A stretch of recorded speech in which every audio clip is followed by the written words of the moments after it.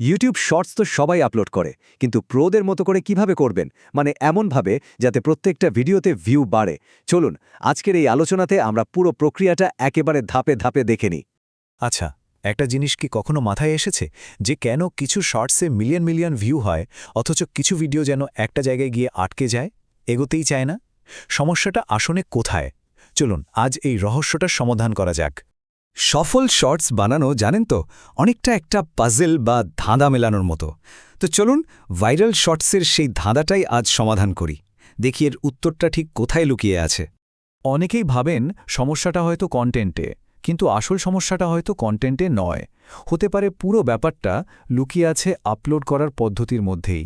হ্যাঁ, ঠিকই শুনছেন, আপলোড প্রসেস। তাহলে চলুন আর দেরি না করে আমাদের আপলোডিংয়ের গাইডলাইনটা দেখে নেওয়া যাক। এই অংশে আমরা সঠিক টুলস আর ওয়ার্কফ্লো নিয়ে কথা বলবো।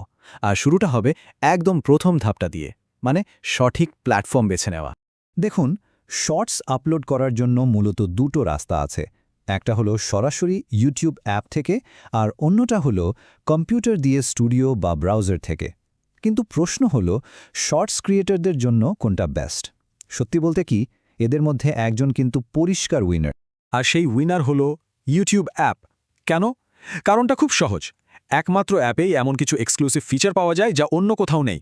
যেমন ধরুন, বিশাল একটা সাউন্ড লাইব্রেরি, নানান ফিল্টার, আর সবচেয়ে বড় যে সুবিধাটা, ভিডিওর ভেতর থেকে থাম্বনেল বেছে নেওয়ার অপশন। এই অপশনটা কিন্তু স্টুডিও আপলোডে একেবারেই নেই। তবে সাউন্ড লাইব্রেরি ব্যবহারের সময় একটা খুব জরুরি জিনিস মাথায় রাখতে হবে। ট্রেন্ডিং সাউন্ড মানেই যে ব্যবহার করতে হবে তা কিন্তু নয়। ট্রেন্ডিং সাউন্ড তখনই ব্যবহার করুন যখন ওটা আপনার শর্টসের ভাইব বা মেজাজের সাথে একদম স্বাভাবিকভাবে মিশে যায়। জোর করে একটা বেমানান সাউন্ড লাগিয়ে দিলে কিন্তু দর্শকরা এক মুহূর্ত অপেক্ষা করবে না, সাথে সাথে স্কিপ করে দেবে। তো অ্যাপ থেকে আপলোড করার সুবিধা তো বোঝা গেল। এবার আসি সেই ফার্স্ট ইমপ্রেশনের কথায়, মানে থাম্বনেল। এখন আমরা শিখব কিভাবে এমন একটা ক্লিক করার মতো থাম্বনেল বানানো যায় যেটা শুধু শর্টস ফিডে নয়, ফিডের বাইরেও দর্শকের নজর কাড়বে আর ক্লিক আদায় করে ছাড়বে। একটা কথা পরিষ্কারভাবে বুঝতে হবে, থাম্বনেলের আসল খেলাটা কিন্তু শর্টস ফিডের ভেতরে নয়। এর গুরুত্ব সবচেয়ে বেশি হলো ইউটিউব সার্চ আর হোম পেজের রেকমেন্ডেশনে। মানে যখন ভিডিওটা ফিডের বাইরে দেখানো হয়, তখন কিন্তু ওই থাম্বনেলটাই দর্শকের কাছে একমাত্র ভরসা। ওটা দেখেই একজন ঠিক করে যে সে ক্লিক করবে নাকি করবে না। কিন্তু শর্টসে তো সরাসরি কাস্টম থাম্বনেল আপলোড করা যায় না, তাই না? এখানেই আছে একটা ছোট্ট কিন্তু দারুণ কাজের হ্যাক। যে কাস্টম থাম্বনেলটা ডিজাইন করা হয়েছে সেটাকে ভিডিও এডিটিংয়ের সময় একদম শুরুতে বা শেষে জাস্ট 1 সেকেন্ডের জন্য জুড়ে দিন। এরপর যখন অ্যাপ থেকে আপলোড করবেন তখন ওই ফ্রেমটাকেই থাম্বনেল হিসেবে সিলেক্ট করে নিন। ব্যাস, কাজ শেষ। আচ্ছা, আপলোড আর থাম্বনেল তো হলো। এবার আমরা একটু ভেতরের কথায় আসি, মানে ব্যাকএন্ড অপটিমাইজেশন। সোজা বাংলায় বললে এসইও আর শিডিউলিংয়ের কিছু গোপন কৌশল, যা ইউটিউবের অ্যালগোরিদমকে আপনার কন্টেন্ট খুঁজে পেতে আর লোকের কাছে পৌঁছে দিতে সাহায্য করবে।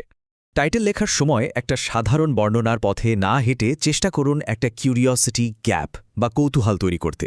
ব্যাপারটা কেমন? ধরুন টাইটেল দিলেন ওজন বাড়ানোর 5টি খাবার।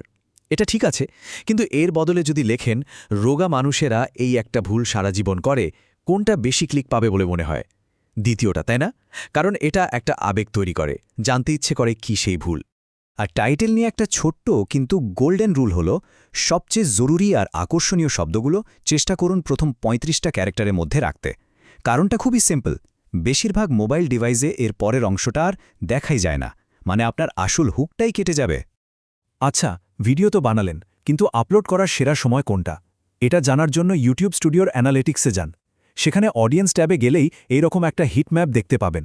যেখানে দেখবেন রংটা সবচেয়ে বেশি গাঢ়, বুঝে নেবেন ঠিক সেই সময়েই আপনার দর্শকরা সবচেয়ে বেশি অ্যাক্টিভ থাকে। আর এখানে আসল কৌশল বা গোল্ডেন রুলটা হলো, দর্শকরা যখন সবচেয়ে বেশি অ্যাক্টিভ থাকে তার ঠিক 1 ঘন্টা আগে ভিডিওটা আপলোড বা শিডিউল করে দিন। এতে কি হবে? এতে ইউটিউবের অ্যালগোরিদম আপনার ভিডিওটা প্রসেস করে সঠিক দর্শকের কাছে পৌঁছে দেওয়ার জন্য যথেষ্ট সময় পেয়ে যাবে। যদি এমন শর্টস বানানো হয় যা মানুষ সার্চ করে দেখবে, তাহলে কিন্তু ডেসক্রিপশনটাকে ঠিকঠাক অপটিমাইজ করাটা খুব জরুরি। কিভাবে করবেন? খুব সহজ। একটা মেইন কিওয়ার্ড দিয়ে শুরু করুন, তারপর ইউটিউব সার্চ বারে গিয়েই ওই টপিকের উপর 10-15টা কাছাকাছি ফ্রেজ বা বাক্য খুঁজে বের করুন আর সেগুলো ডেসক্রিপশনে যোগ করে দিন। তো এতক্ষণ আমরা টেকনিক্যাল দিকগুলো নিয়ে কথা বললাম। এবার আসা যাক এই পুরো আলোচনার সবচেয়ে গুরুত্বপূর্ণ অংশে। আসল রহস্যটা এখানেই, আর সেটা হলো হুক। মানে ভিডিওর প্রথম কয়েক সেকেন্ড। বিশ্বাস করুন, এটাই আপনার শর্টসের ভাগ্য লিখে দেয়। একটা কথা মাথায় গেঁথে নিন, শর্টসের দুনিয়ায় ভিডিওর প্রথম 3 সেকেন্ডই হলো আপনার টাইটেল, আপনার থাম্বনেল, আপনার সবকিছু।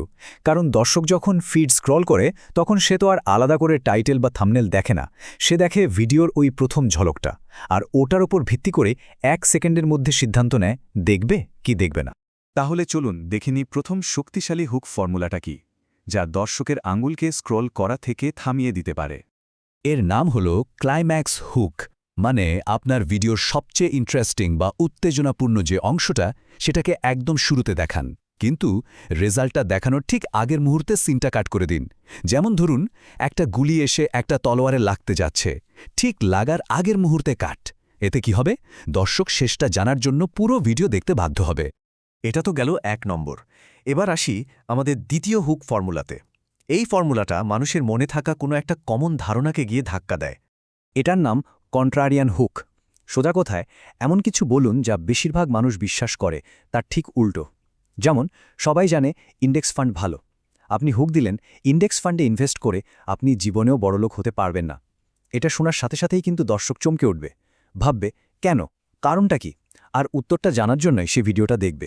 আর আমাদের তালিকার শেষ কিন্তু সম্ভবত সবচেয়ে পাওয়ারফুল যে কৌশলটা, সেটা হলো ফিয়ার বেসড হুক বা ভয়ভিত্তিক হুক।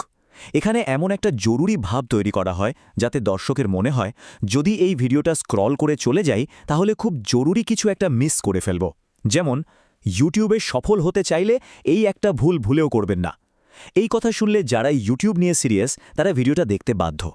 তাহলে এতক্ষণে আপলোড প্রসেসটা তো নিখুঁত হয়ে গেল, কিন্তু আসল প্রশ্নটা হলো আপনার ভিডিওর প্রথম 3 সেকেন্ড মানে আপনার হুক, সেটা কি এতটাই শক্তিশালী যে দর্শকের দ্রুত স্ক্রল করা আঙুলটাকে থামিয়ে দিতে পারবে? ভেবে দেখুন।